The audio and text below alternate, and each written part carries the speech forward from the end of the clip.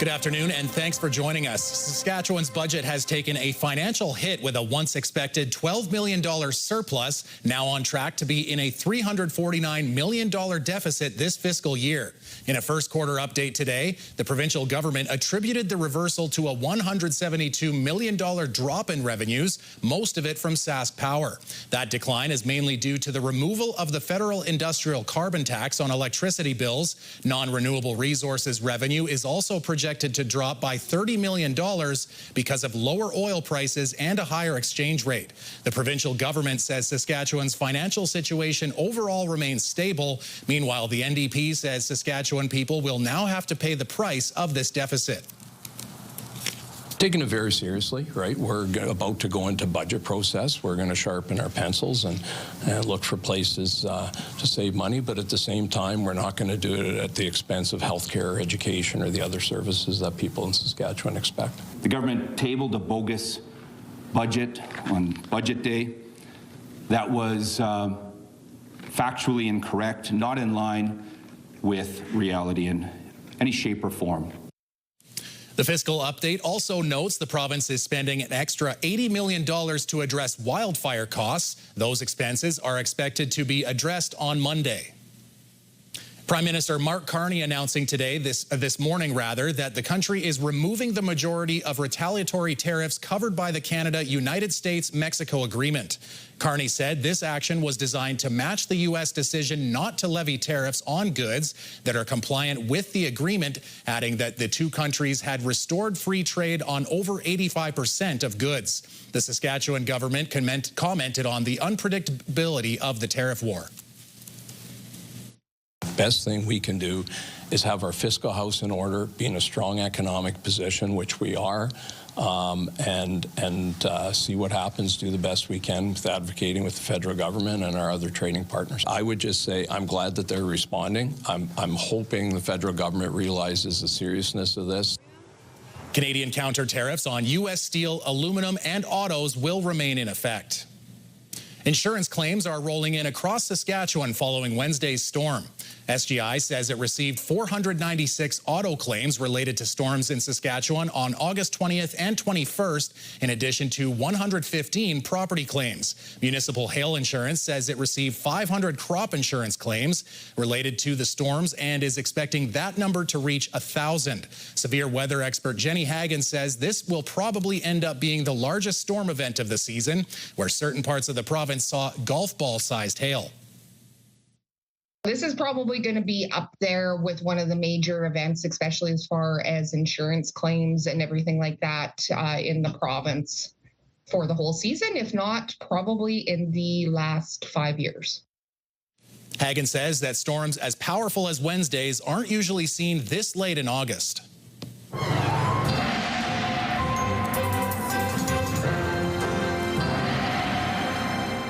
So there you go, a little bit of a late summer storm, and that's going to be it, right, Jeff? Nothing coming this weekend? Well, not this weekend, but as things heat up next week, we can, discount the possibility of thunderstorm activity. Right now, it's not in the forecast, but things are going to be getting quite warm as we head into next week. But we'll talk about that later on. That low pressure area that we've been talking about for the last couple of days that is swooping down into southern parts of Manitoba. A little bit of activity on the backhand side of it impacting Saskatchewan. But as we head into the weekend, temperatures are going to stay a bit on the cool side of seasonal, but then really warming up. We'll talk about that later on.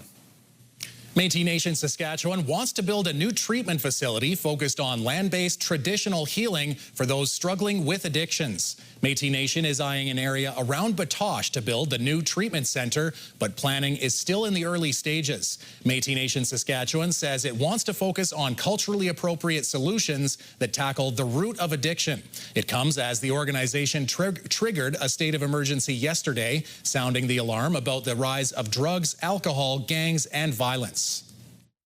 The uses of drugs have changed tremendously. So we're seeing more of a rise of crystal meth, fentanyl, which is now increasing the overdoses. So if we look at how many folks have passed... Métis Nation is hoping the state of the emergency can bring the provincial and federal governments to the table and find solutions to addictions. CTV News has contacted both levels of government for comment.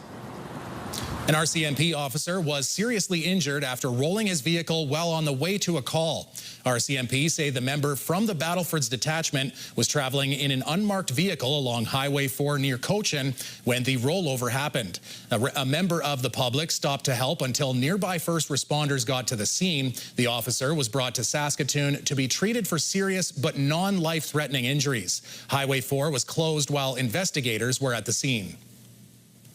Sasktel is reporting an issue affecting cellular service across the province. The company says the outage began around 8:30 this morning and was impacting cellular calling and business customers, but emergency services are still working. Sasktel customers calling out from cellular are met with a call failed message. RCMP say 911 calls are still being received, but the provincial 310 RCMP line is not working. Sasktel says the issue has been identified and a resolution is ongoing. Updates can be found on the Sasktel website. After a week of disagreement between Air Canada and its flight attendants, air travel was back in business Friday as passengers made their way back to Regina. Speaking to passengers arriving at the airport on a flight from Toronto, those traveling were largely happy with the way that customer service accommodated along the way. Some traveling from Athens, Greece found themselves in a very smooth process, while those flying from Newfoundland ended up being stranded for almost a week. Perfect. We were supposed to leave Athens at 1:20 Athens time on Thursday morning, so that would have been Wednesday Regina time. We left 1:20, got to Toronto. We had a 17-hour layover, which was what it was going to be anyways. From everybody working, like the agents working at the desks, and those people were absolute angels. Air Canada completely dropped the ball on this one. According to a union representative, the new tentative deal between the airline and union lays out a plan to pay flight attendants 50% of their salary as ground pay an hour before the flight takes off for smaller planes and 70 minutes for larger planes. When we return, Jasmine Pelche gets sporty. She finds out about the upcoming Carlton Crusaders sports camp.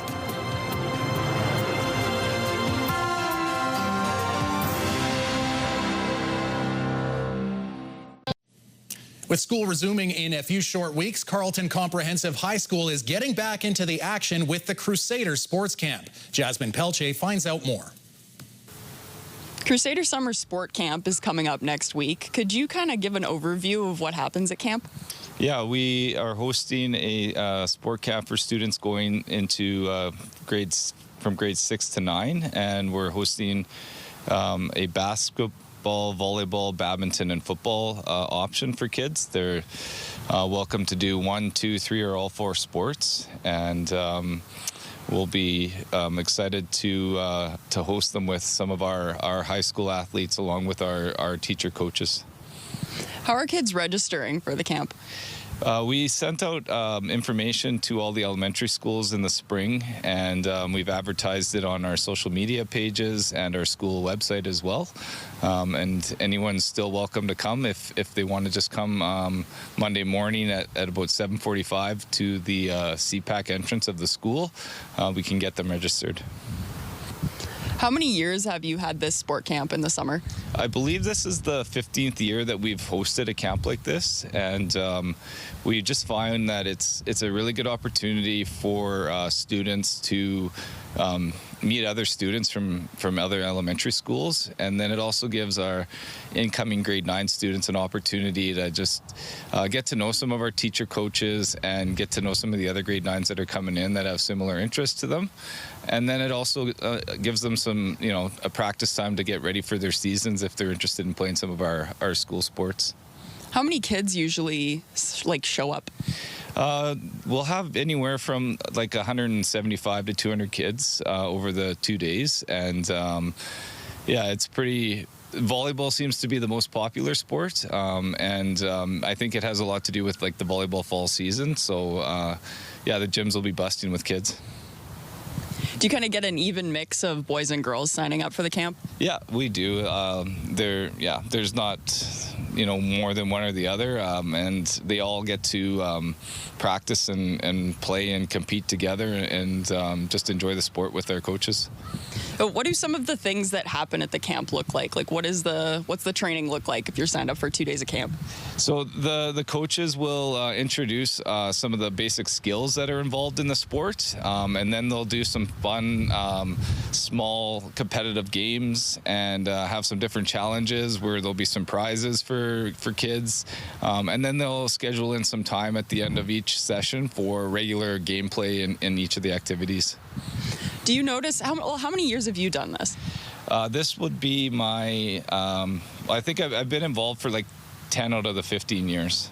And do you think like by the end of camp you can notice the kids getting a little more confident in their abilities? Yeah, absolutely. Yeah, it's always, at first everyone's a little quiet and shy, and then once they get to see how comfortable some of our high school athletes are with the coaches and just the welcoming environment that our teachers create, by the end of the second day, everyone's having a lot of fun.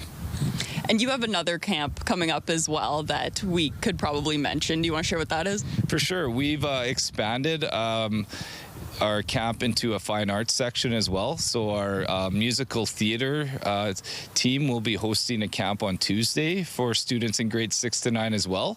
And again, that information is on our website and our social media pages. Is there anything that we didn't talk about yet that it's important to get across? Just that, if you're really excited about school sport and you love to get out and be active, we encourage anyone that is interested or unsure to come and check it out. And we have like the best facilities, I believe, in Saskatchewan. So you get to participate in our big gyms and out on our brand new football field, which can be exciting and a lot of fun for our kids. Well, thanks for having me out here. Sounds like the kids have got quite the camp set up for them. Right on. Thanks for having me. Jeff will be right back with a look at your weekend weather forecast, and later a first-of-its-kind women's hockey league set to hit the ice.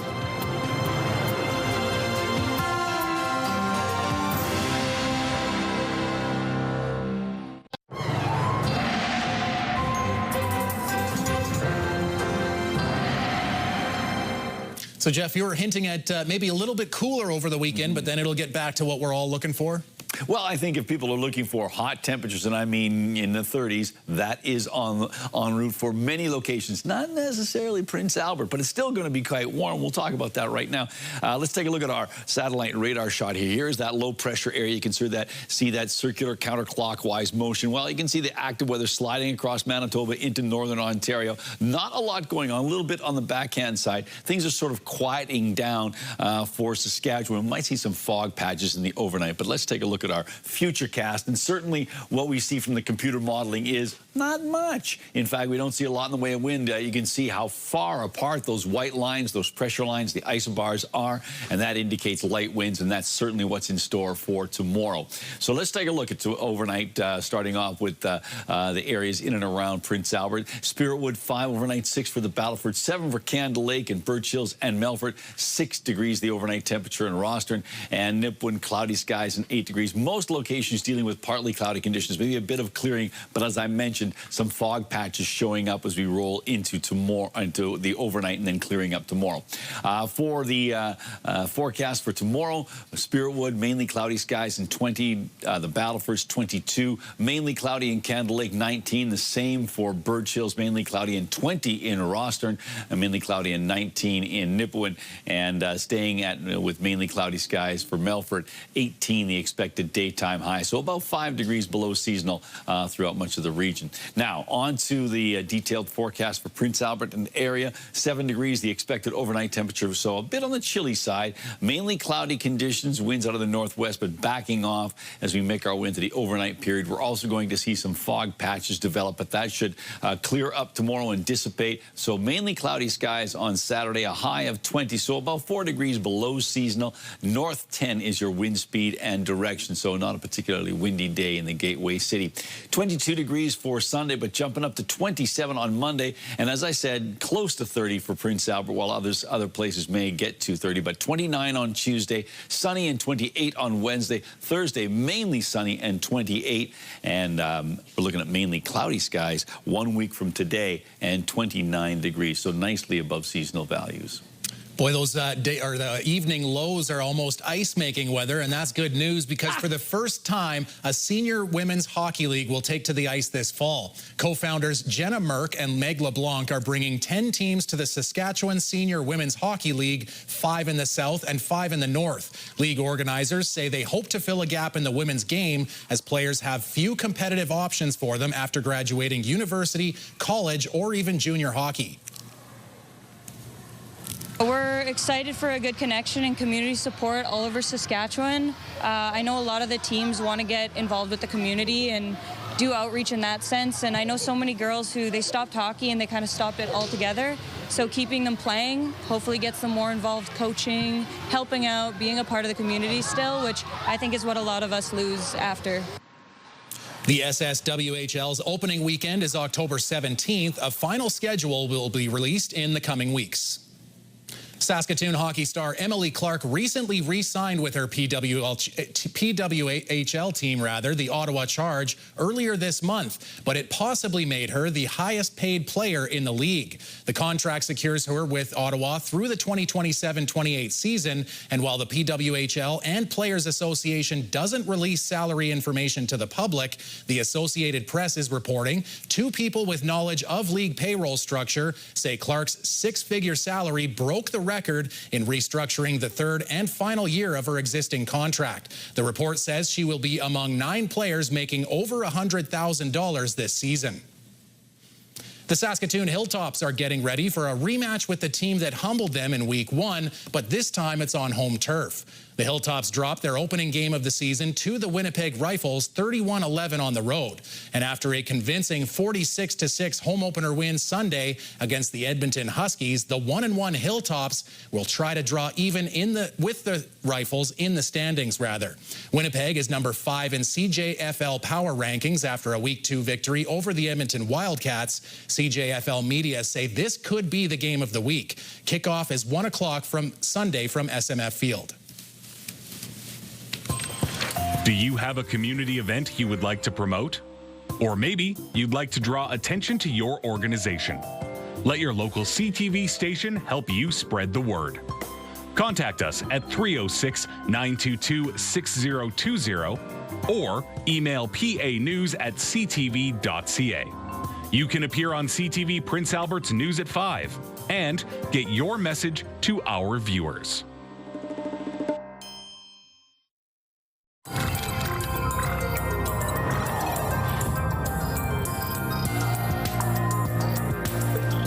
We turn now to a family's quest for healthcare reform following the death of their 16-year-old son. As CTV's Allison Hurst reports, they want justice and to spare other families and patients from a similar experience. Finley Vanderverken, seen here scoring a goal for his hockey team, was a smart, active kid, an older brother with a big heart. He loved his ice hockey. He loved his team, being part of a team. But in February 2024, at 16 years old, he died in hospital. From arriving in the hospital to taking him off the machine, 27 hours is unbelievable. For something that is treatable. Vanderverken had a migraine and then began experiencing severe pain, so his mother drove him to the Oakville Trafalgar Memorial Hospital emergency room. He was crying out in pain. He was just looking at me as if, what the hell's happening, Mom? And I just remember being terrified, that gut feeling that says something's really, really wrong. She didn't even park the car, abandoning it and rushing him inside. He just said, please help me. His parents say he was triaged at 10 p.m., but it would be more than 8 hours before he saw a doctor despite his mom's repeated requests for help. He was triaged as a level 2 on the Canadian Triage and Acuity Scale. The guidelines say that ideally a patient who is a level 2, which is the second highest, should be seen by a physician within 15 minutes. According to the family statement of claim, hospital staff ordered him pain medications and tracked his vitals. The first physician saw Vander Verken just after 6 a.m. and wrote his oxygen saturations had been decreasing throughout the morning. You see these saturations dropping in real time, but the question remains, we're not sure what was done, if anything, between that, approximately 10 p.m. and 6:22 in the morning. According to the family statement of claim, Vander Verken was experiencing sepsis, pneumonia with hypoxia, and he was at high risk for acute deterioration. He was transferred to Sick Kids in Toronto and hooked up to an ECMO machine until his family was told he would not recover. This is not a decision any parent should ever have to make. But yeah, there is no other choice. There was no other choice for us to... You didn't want him pain. No. So we had to let him go. The family is suing the hospital and staff. None of the family's claims have been proven in court. In a statement, Halton Healthcare says in part, "We extend our deepest condolences to the Vander Verken family on the tragic loss of Finley." They go on to write they are deeply committed to delivering high-quality, compassionate care to the communities they serve across all 3 of their hospitals. They are also promising to actively advance several key initiatives to improve patient care. I do believe that Halton Healthcare is taking this seriously. The Vander Verkens are also pushing for a coroner's inquest. They have started social media pages called Finley's Voice to advocate for healthcare reform. And they've launched a petition to pass a law around children's wait times in ERs and mandate oversight, saying this is what he would have wanted. He just had, from when he was born, this heart that had so much love to give. And they hope their advocacy can keep that love alive. Alison Hurst, CTV News. So, Jeff, the poet Biggie Smalls was once known for saying more money, more problems, but this dad says no money, no problem. Take a look. The one I love.